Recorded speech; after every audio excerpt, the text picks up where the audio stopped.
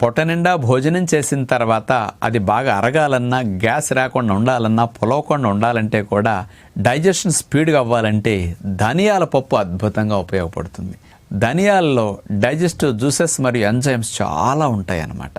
వాటిని digestion improve చేసే mechanism, chemical చాలా ఉంటాయి. అలాంటి ధనియాల పప్పు మార్కెట్లో ఉప్పు లేకుండా వేడి చేసి అమ్మేది, సోంపుతో కలిపి అమ్మేది దొరుకుతూ ఉంటుంది.